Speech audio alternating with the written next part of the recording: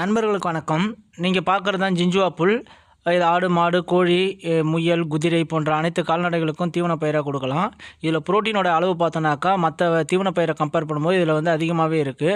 ஒரு பெஸ்ட்டு பசுந்தீவனம் அப்படின்னாக்கா இது ஜிஞ்சுவா சொல்லலாம். இதில் சொனைங்கிறதே கிடையாது.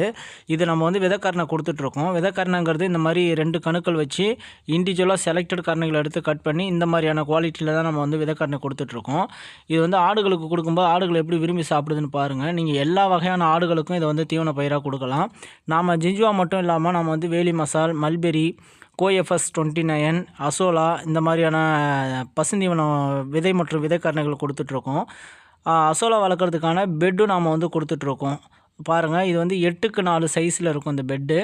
இந்த பெட்டு நம்ம கொடுத்துட்ருக்கோம். நமக்கு நிறையா ஆர்டர் இந்த மாதிரி வந்துட்டுருக்கோம், நம்ம கொடுத்துட்ருக்கோம். உங்களுக்கு இது மாதிரியான விதை மற்றும் விதைக்கரணை, அசோலா பெட்டு ஏதாவது வேணும்னாக்கா ஸ்க்ரீனில் தெரிய நம்பருக்கு கால் பண்ணுங்கள்.